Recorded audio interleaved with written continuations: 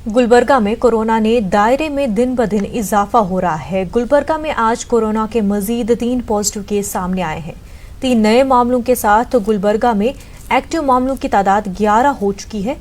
गुलबर्गा कर्नाटक में सरफहरिस्त है। गुलबर्गा में कोरोना के 9 मामले एक्टिव हैं, जिसमें एक 2 साला बच्ची भी शामिल है। इसके अलावा ईएसआई हॉस्पिटल में तकरीबन 100 अफराद को आइसोलेट कर दिया गया है। 750 से ज्यादा अफराद अभी भी होम क्वारंटीन है। 400 से ज्यादा अफराद के अब तक टेस्ट किए जा चुके हैं। भले ही पीएम मोदी ने 3 मई तक लॉकडाउन का ऐलान कर दिया हो, लेकिन कल ही गुलबर्गा डीसी ने 30 अप्रैल तक गुलबर्गा में दिफा 144 नाफिज कर दिए, क्योंकि ज़िले में कोविड के केसेस मुसलसिल बढ़ते ही जा रहे हैं। कल ही एक मौत ने गुलबर्गा को गोया कर्नाटक का कोविड कैपिटल सा बना दिया है। इसकी वजह से गुलबर्गा डीसी ने कल ही रात में दिफा 144 को 30 अप्रैल तक तोसी दी है।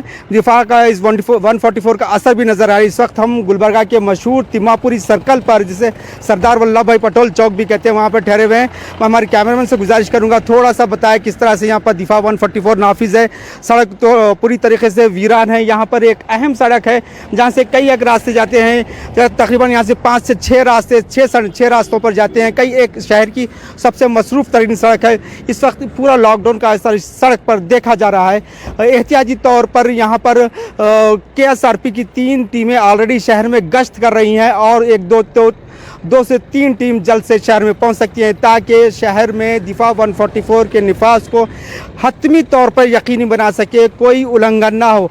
अगर से ज़िला में कोविड की सूरत हाल देखा जाए तो बड़ी ही संगीन सूरत हाल है। 3 डेथ हो चुकी हैं, 13 फ़िलहाल पॉजिटिव हैं, 87 के रिज़ल्ट आना बाकी है। 100 के आसपास लोग क्वारंटाइन है, 300 के लोग आसपास घर पे होम क्वारंटाइन है। इस तरह से देखा जाए तो शहर गुलबर्गा में कोविड-19 की सूरत हाल बड़ी संगीन है, जिसको निपटने के लिए ज़िला इंतज़ामिया अपनी तरफ से पूरी कोशिशें कर रहा है।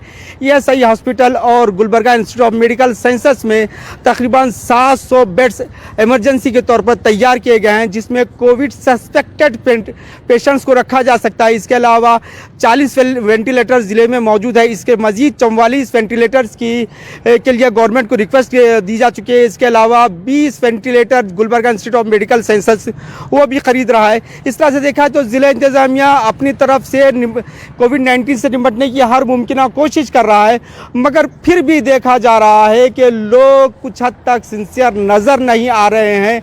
गलियों में मोहल्लों में लोगों की आवक जावक है, जिसको रोकने के लिए भी ज़िला इंतज़ामिया ने पूरे गलियों को भी बैरिकेड लगा दिया है, बंद कर दिया है। फिर भी लोग अपने घरों से बाहर निकल रहे हैं, जिससे ज़िला इंतज़ामिया काफ़ी फ़िक्रमंद नज़र आता है। अगर से देखा जाए तो ट्रैफिक के बहाव को रोकने के लिए भी ज़िला इंतज़ामिया ने काफ़ी कोशिशें की है। अब तक तकरीबन 4000 गाड़ियाँ सीज़ कर दी गई हैं, जो बग़ैर किसी बहाने के बाहर निकले हैं।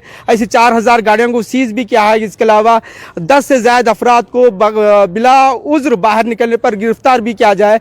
बस देखा जाए तो ज़िला इंतज़ामिया पूरी तरह से कोशिश कर रहा है कि ज़िले में किसी तरह से भी कोविड को काबू में लाया जा सके, मगर ये अवाम पर है कि वो किस तरह से ज़िला इंतज़ामिया का साथ देते हैं। न्यूज़ 18 उर्दू, गुलबर्गा, जवाद मीर।